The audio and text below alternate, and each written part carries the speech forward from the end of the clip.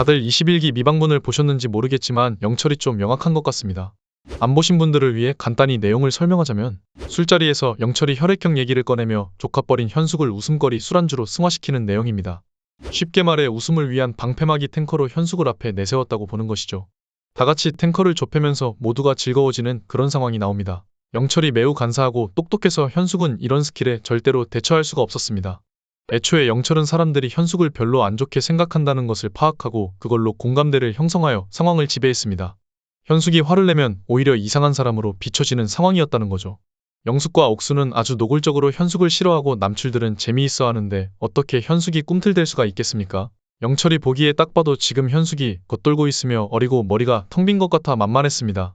그리고 지금껏 현숙이 해온 행동으로 보아 시청자들에게 욕먹을 것이 뻔했기 때문에 리스크가 적어 웃음 소재 타겟으로 삼기에도 매우 적합했었고요. 현숙을 웃음 소재로 만들므로써 자신은 유머러스한 사람으로 각인됩니다. 현숙은 여기에 화를 낼 수도 없고 웃기에도 이상하고 그런 상황이 펼쳐지죠.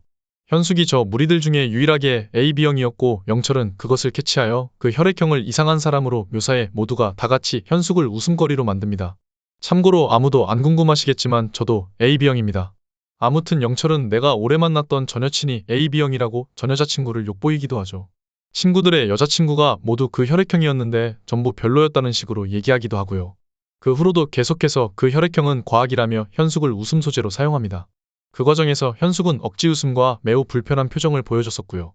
영수놈은 이게 뭐가 재미있다는 건지 미친놈처럼 웃습니다. 대체 뭐가 그리 좋다고 쳐웃는 건지 정말 이해가 되지 않는데요. 제가 볼 때 이렇게 재미도 없는 것에 다들 심하게 웃는 이유는 다들 암묵적으로 현숙을 까내리는 것이 좋다는 무의식을 가지고 있기 때문이라 봅니다. 이미 파벌이 형성되어 있었고 현숙은 원밖에 있다는 거죠. 이미 다른 여출들끼리는 전부 친합니다.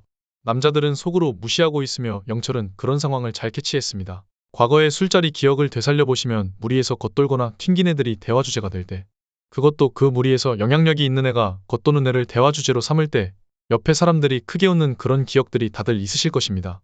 40대 아저씨가 30대 동생들을 이용하여 20대 조카뻘인 현숙을, 그것도 만난 지 끽해봐야 3일 된 막내 동생을 이용하여 자신의 유머를 드러냅니다.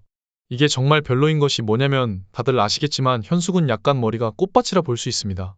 얘가 어떤 아기를 가지고 그러는 것이 아니라 사회지능이 조금 떨어집니다. 진짜 그냥 곰탱이라고 봐도 무방합니다. 노골적으로 남자를 좋아하고 아양을 떨기 때문에 여자들이 좋아하지 않을 것이고 현숙이 말하길 자신은 여자인 친구랑 연락을 안 한다고 하죠. 동성인 친구가 거의 없는 것입니다. 이것으로 보아 나는 솔로 다른 여출들도 현숙을 안 좋아했을 게 뻔합니다. 옥수는 그냥 표정으로 다 드러날 정도로 현숙을 싫어하고 영숙 또한 현숙을 싫어합니다. 제가 볼 때 정숙 말고는 모든 여출들이 현숙을 안 좋아했을 거라 보는데요. 게다가 남자 출연자들은 이미 현숙에 대한 파악이 끝났습니다.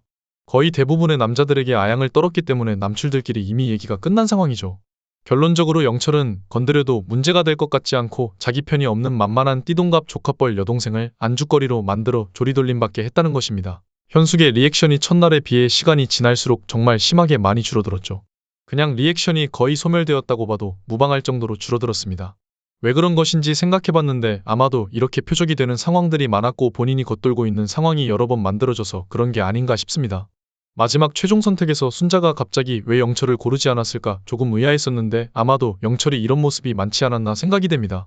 또한 10살 이상 나이 차이라는 리스크를 감수할 만큼 기댈 수 있는 사람으로 판단되지 않았던 것 같습니다. 이번 술자리에서는 순자가 자러 들어가서 그런지 그 상황에 끼지는 못했었는데요. 순자는 어떤 반응을 했을지도 궁금하네요. 그리고 오래 사귀었던 전 여친을 만난 지 3일도 안 된 사람들 앞에서 욕보이는 건 절대 좋게 보일 수가 없죠. 제가 제일 싫어하는 부류가 오래 사귄 전 여친을 욕보이는 행위입니다.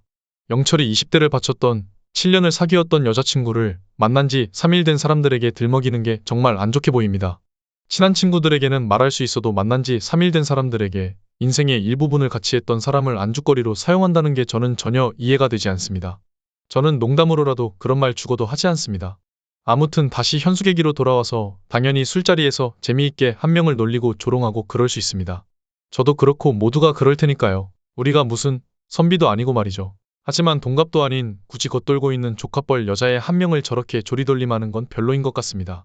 그것도 기분 나쁜 티도 못 내는 상황이 되어 현숙은 선택지가 머쓱하게 같이 웃기 뿐이었죠. 모두가 현숙을 비웃기 때문에 그걸 잘 알면서 혼자 바보 될까봐 아무 말도 할 수 없는 현숙.